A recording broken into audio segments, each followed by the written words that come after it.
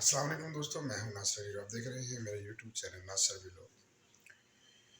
दोस्तों, जिस तरह से एक सीमा केस के हवाले से चंद एक अपडेट थी जो आप लोगों से शेयर करनी थी, जिसमें इस वक्त सचिन का जो रोल था वो नज़र आ रहा है कि वो भाड़े का किराए का पति बना हुआ है। एपी सिंह इसको सीमा को अपने ज़ाती मकसद के लिए वहाँ पर लेके आए थे, और नित्रपाल जो है वो एपी सिंह के यहाँ पर फार्म हाउस पर एज ए माली का काम कर रहा था।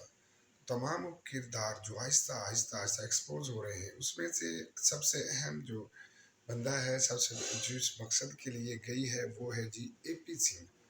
और वो नेता लोग जो सीमा के हवाले से अभी तक इंडिया के कानून के अंदर तरमीम करवा रहे हैं, मुसलसल कानून को इस्तेमाल कर रहे हैं, और उनका साथ दिया वहाँ के मुख्तलिफ वो लोग। पुलिस प्रशासन वालों ने केस को मोड़ तोड़कर बिल्कुल छोटा सा केस बना दिया। यानी अश्विन जी ने बिल्कुल एक जो केस मिला था वो एक केस था ही नहीं, जबकि उसको जिस तरह से एक फॉरेंस एक्ट लगना था उसके ऊपर, उसको जनाब गैर कानूनी तौर पे इंडिया में वो दाखिल हुई। लेकिन यहाँ पर उसका तमाम काम को लीगल कर दिया गया, क्योंकि सिर्फ एक छोटा सा फर्जी सा केस बनाया। जिस तरह से फर्जी सा केस हुआ और वो 3 दिन के अंदर उसको बेल मिल गई। तो दोस्तों, अब हम ये कहने जा रहे हैं कि जिस तरह से पुलिस प्रशासन का एक रोल होता है दुनिया के अंदर, पुलिस प्रशासन चाहे तो एक मुजरिम को आज़ाद कर दे, और पुलिस प्रशासन चाहे तो एक महरम को मुजरिम बना दे। इसमें रोल सबसे अहम जो रोल होता है वो पुलिस प्रशासन वालों का होता है, क्योंकि जो शुरू में सबसे पहले उन्होंने जांच पड़ताल करनी होती है, उसके हवाले से कुछ दफ़ाएँ लगानी होती हैं, और उसको पेश किया जाता है फिर कोर्ट के अंदर। और बाकायदा तौर पर इस केस में भी सीमा के साथ ऐसा ही हुआ, क्योंकि सीमा के साथ जो लोग दे रहे हैं उनमें सबसे मेन रोल है जो वो एपी सिंह का है, सचिन का है, और जनाब अमित जानी जी का है। इसके अलावा इंडिया के अंदर से एक बहुत बड़ा बिजनेस मैन है जिसकी तमाम तर एक्टिविटी गुलाम है, सीमा हैदर के लिए वाबस्ता है। और उसने सीमा हैदर के साथ जिस तरह से काम किया है वो बिल्कुल सीमा के साथ साथ हर उस काम में बराबर का शरीक है। जिस तरह से एपी सिंह मुलव्वस है, इस तरह से वो बिजनेसमैन भी शामिल है। जैसे दोस्तों, अमित जानी जी हैं जो वो फिल्म प्रोड्यूसर है, फिल्में बनाते हैं, और उनका काम है फिल्में बनाकर लोगों से बिजनेस करना। और आप जानते हैं बिजनेसमैन जो होते हैं वो तमाम लोग जायज़ नाजायज़ सारे काम करते हैं और अपने बिजनेस को बढ़ावा देते हैं। जिस तरह से उसने तमाम वो चीज़ें जो अनलीगल थी उनको लीगल बना दिया। किस तरह से बनाया? सबसे अहम पॉइंट, पुलिस प्रशासन को अपने साथ मिलाया। एसएचओ साहब जो इस वक्त भूत नगर के एसएचओ साहब हैं, यानी जेवर पुलिस के एसएचओ साहब हैं, उसको एक भारी रकम बाज़र्त अदा की गई है, जिसमें से तकरीबन 50 लाख रुपए की जो अमाउंट थी वो पिछले कुछ अरसे से हेडलाइट बनी हुई थी। अब उसके सबूत तकरीबन मिल चुके हैं। 50 लाख रुपए जिसको उस एसएचओ साहब को आज तक किसी ने देखा ही नहीं, ना वो किसी मीडिया के पास आया, ना उन्होंने कोई बात की।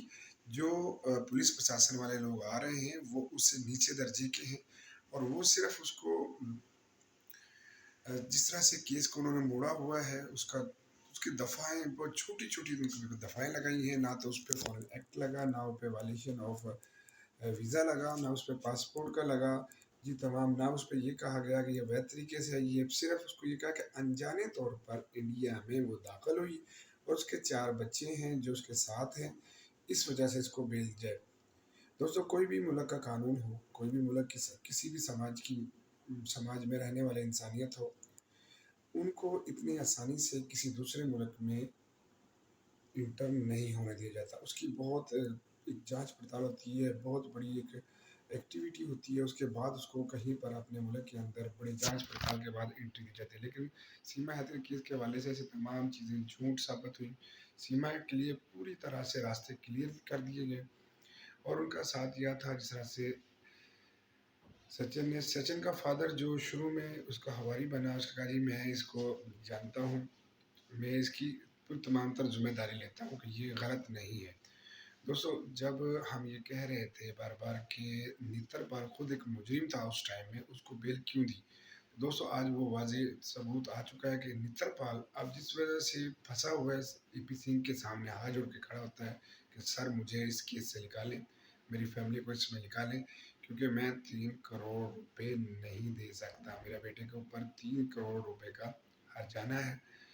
सीमा हैदर भी ज़ाहिर तौर पर, लीगल तौर पर उसकी पत्नी बनी हुई है, तो उसको भी 3 करोड़ रुपए का हर्जाना है।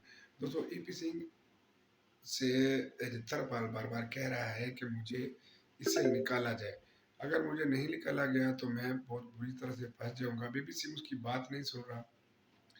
तो दोस्तों, सुनने में आ रहा है जी कि नेत्रपाल इस वक्त सरकारी गवाह बनने जा रहा है और अपने बच्चे को बचाने के लिए, अपनी फैमिली को बचाने के लिए तमाम हकाइक बताने लगा है, जिसकी वजह से, जिस कांड की वजह से आज तक सीमा वहां पर बैठी हुई है। अगर दोस्तों ये बात सच होगी तो आप इस केस के दोहराए में देखेंगे कि जिस तरह से बच्चों का जबरी धर्म चीन कराया गया, वो भी गले की फंदा बनेगी एपी सिंह के लिए और उस बिजनेसमैन के लिए जिन्होंने आज तक उसको वहां पर रोका, अमित जानी के लिए। दोस्तों, जिस तरह से हम दुबई के अंदर होटल का एक जिक्र करते हैं जहाँ पर ये लोग इकट्ठे हुए और नेपाल में बाकायदा उस होटल में जाकर एक इन्होंने शादी की, फर्जी शादी की और शादी की वीडियो बनाई और लोगों को पब्लिक की, वो तमाम चीज़ें हम बार बार ये कहते हैं। कोई शख्स और भी है सीमा हैदर के साथ, एपी सिंह था या वो बिजनेसमैन। जब दोस्तों, क्योंकि बिजनेसमैन अभी तक सामने नहीं आया, उसका नाम सामने आया जो पिछले दिनों हमारे कल यूट्यूबर हैं, उन्होंने उसका नाम दिखाया पूरी दुनिया के अंदर, और साथ साथ पुलिस प्रशासन का पूरा मकरो चेहरा, क्योंकि जिस तरह से उसने केस को मोड़ तोड़ के सामने के सबके सामने लेके आए हैं, वो उसके सामने आ चुका है। दोस्तों, जिस तरह से गुलाम हैदर के सामने मोहम्मद मलिक साहब की वजह से जब लाइव आई थी, फर्स्ट डे जब मोहम्मद मलिक साहब की एंट्री हुई तो सीमा ने फौरी लाइव आ गई, बच्चों को आज तक न लेके आई। और जिस तरह कल वहाँ पर रघुपुरा के अंदर होली का त्यौहार मनाया गया, तो वो दोस्तों जो वहाँ की कुछ सनातनी बहनें हैं, उन्होंने अपने अल्फाज में ये कहा कि हमें पता था कि होली आनी, इसे 2 दिन पहले ही शोर कर दिया और दो दिन पहले ही अपने आप को सनातनी, बहुत बड़ी सनातनी बनाने का दावा करती है कि तीज का त्यौहार होता है, कोई रक्षाबंदी होती है, वो तमाम दिन 2 3 4 दिन पहले ही वो जनाब मनाने की कोशिश करती है, ताकि और कहती है कि हम जो सनातनी लोग हैं हमें वो डिग्रेड कर रही है और अपने आप को बहुत बड़ी सनातनी बना रही है। दोस्तों, ना तो ये सनातनी है और ना ही ये अभी सनातनी धर्म में गई है।